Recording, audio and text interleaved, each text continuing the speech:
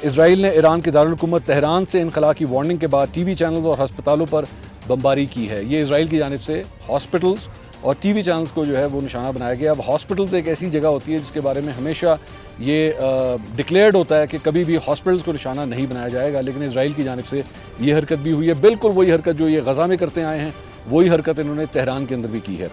और Israeli forces की कार्रवाइयों में तेहरान के स्वा हाईवे, करमानशाह में हस्पताल और आलाम में फायर स्टेशन को निशाना बनाया गया।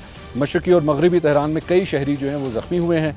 इसराइली फोर्सेस ने ईरान के 1/3 मिसाइल लॉन्चर्स तबाह करने और तेहरान की एयर स्पेस पर मुकम्मल कंट्रोल हासिल करने का फ़िलहाल दावा किया है इसराइल की जानिब से। फ़ौज के तर्जुमान ने एक बयान में कहा है कि 50 से ज़ायद लड़ाका तैयारों और हवाई जहाज़ों ने कार्रवाइयाँ की और ज़मीन से ज़मीन तक मार करने वाले 120 से ज़ायद मिसाइल लॉन्चर्स को तबाह किया गया है। ये मिसाइल इसराइली फ़िज़ाई कार्रवाइयों को रोकने के लिए इस्तेमाल होते थे।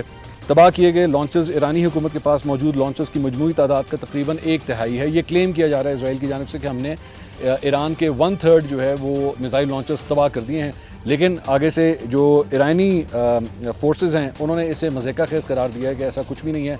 मैंने आपको आज से 2 दिन पहले एक वीलॉग में बताया था कि जनाब ईरान की जानिब से डिकॉयज़ का इस्तेमाल किया जा रहा है। वो इस किस्म के डिकॉयज़ हैं कि लगता ये है कि इनके मिसाइल लॉन्चर्स हैं, लेकिन एक्चुअली दे आर एम्प्टी, ना उनमें कोई मिसाइल्स होते हैं ना वो लॉन्चर्स होते हैं, लेकिन इसराइल की जानिब से उन्हें भी टारगेट किया जाता है और फिर क्लेम किया जाता है कि जनाब हमने ईरान के मिसाइल लॉन्चर्स जो हैं वो तबाह कर दिए हैं। So this could be that also.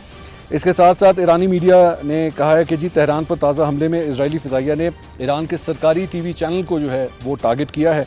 और इस मौके पे जब ये एक्चुअली ये टारगेट हुआ, जो सरकारी टीवी था उस वक्त लाइव नशरियात चल रही थी, एंकर बैठी हुई थी चैनल के अंदर, लाइव ट्रांसमिशन कर रही थी जब उसके ऊपर बमबारी हुई है और उसकी वजह से स्टूडियो के अंदर ही जो है छत का एक हिस्सा एक्चुअली गिर गया और वो जो एंकर थी वो लाइव अपनी कुर्सी से उठ गई। ट्रांसमिशन थोड़ी देर के लिए बंद हुई, बट दोबारा वो एंकर जो है कुछ देर के बाद दोबारा उसी जगह पे बैठी, दोबारा ट्रांसमिशन जो है वो इस ईरानी सरकारी टीवी की दोबारा वहीं से शुरू हुई। सो मैं एक एंकर होने के नाते आपको बता सकता हूँ कि ये उस वक्त उसकी क्या कैफियत होगी, ज़हनी कैफियत होगी, लेकिन इसके बावजूद आपको मानना पड़ेगा कि उस पैनिक के अंदर भी, उस सूरत हाल के अंदर भी she came back and she started the transmission again. ये बड़ी बहादुरी वाला काम है। आपने अपने नब्ज़ के ऊपर जो है वो कंट्रोल रखना है, परेशान नहीं होना और उसके बाद दोबारा ट्रांसमिशन करना, ये बहुत बड़ी बात है।